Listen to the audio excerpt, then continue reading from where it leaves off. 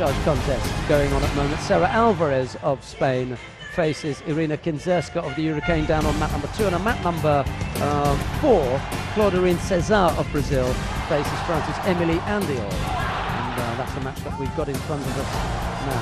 Cezar in the white judo, Andeol in blue. I'm going to continue my conversation with Neil Adams on all things to do with judo, just as we finish off on this last recognised contest. I'm the man in charge.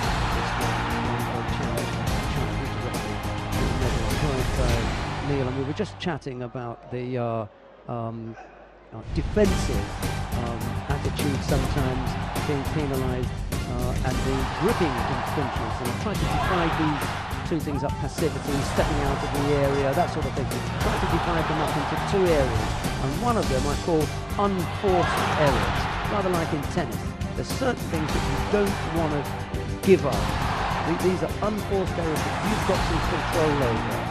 You've got control over whether you step out of the area or whether you drift out to the area. And the key point here is that, you know, as observers or commentators, you know, you can see that, you know, somebody drifting out towards the area. There's a lot of matching calls. We keep having to bring them back in. One of them, or both of them, he's going to get penalised. But he's let that go. He called the mate. I wonder why that was. Maybe he's got the earpiece and he said no, leave it. Kinzerska down on our mat number 2 has won her contest, by the way. We just dropped that in whilst we're watching Cezar and Andeol. Cezar is one of the contenders for that heavyweight position in Brazil, and I don't think that they've got a really strong women's heavyweight. They're going to have to work on something, and they've got a little bit of time. Well, I mean, we're very early, aren't we, into the qualifications for the next game? But it does start here, you know, it starts early on. But we get a good, you know, look at we could be possibly there in 3 years' time, you know, really vying for the Olympic places. And then it begins to 12 months in, you know, it really gets steamy in there. You know, they're trying to qualify places and qualify to test the goes over there. And we are almost coming up. Or did they put a score on the board? Yuko on the board. Another thing that was said at the referee's coaching commission is that if it's kind of halfway between a Yuko Wazari and the referee called it, they're not going to interrupt as much. Yeah. Because that was one of the complaints, I think, from fighters and spectators, is that the table was interrupting quite a lot. But certainly, I mean, it's been so positive here in Paris, and I've been really impressed with the results.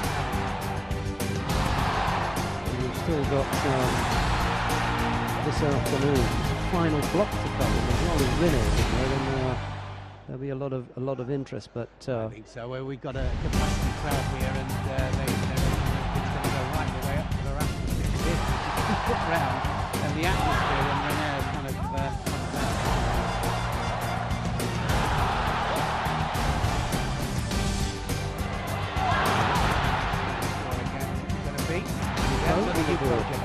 Louette's going to be in the final, as opposed to Jamil in the under 78 kilo. That was a surprise, wasn't it? Louette throwing Jamil, and I think the biggest one has got to be DeCoste getting thrown for it on by Kim Polly. Absolutely smashed it, he really did. You know, that was a situation for me. You know, should have finished it for the Olympic Games. Well, you know, what can you say? She finished on a high, absolute world Olympic champion, and should she have carried on to here? Was she put under pressure? You know, it certainly looked like it to me, because she looked. I mean, she was getting Judos all the way, and she looked as if she didn't really want to. Exactly, and in the first match she struggled, and I thought, this doesn't look too good. In the second match she started to struggle, and then eventually just gave it up. Yeah, she did, and you know, didn't get that phase really when it was all over. And I think you might be right, you know, there may be a time when you just want to say to them, okay, we can't ask you to go, you know, another hurdle if you're not one of the hardest things, you know, in a judo it's a very difficult one, because it is a art. you come here in front of 12 to 15,000 people, and they're all cheering your name. It's a high, and all of a sudden you've got to go to reality and be over 2 minutes to go. Andeol with a comfortable lead. She scored twice. Really is the case of who scored first. See, they did Grohl twice for that. I mean, he put in 2 attacks in the same space of time that Andeol hadn't done one, and they still called him and gave him the Well, Judo. it's my exact, the thing is, the referee's interpretation again, is just giving slightly different times there before it's Judo. And it can change the whole pace and rhythm of the contest. You give the Judo a little bit more frequently, especially if it's passive, especially if the arm's coming over and not attacking. And then you change it, all of a sudden the pace up, and would have to attack. She would have to. Poor old Martin Ahrens. I went out to have a quick word with him, and he said, I'm going to leave it. I don't want another man. I'm not saying anything. He just said, yeah. For him it was clear. He tapped twice before I tapped twice. But anyway.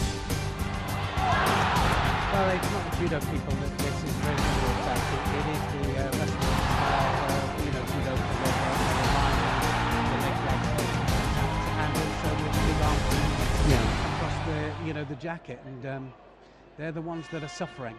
Minute 20 left to go.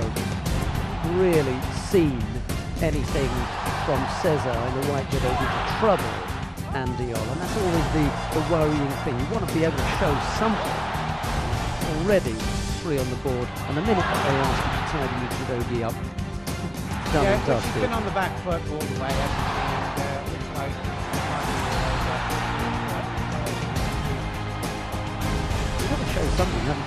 You really. yeah, she hasn't been attacking, so she has been on the back foot and not attacking. Well, we're quickly coming to the end of the first part of today's proceedings. I'm delighted, as ever, to be joined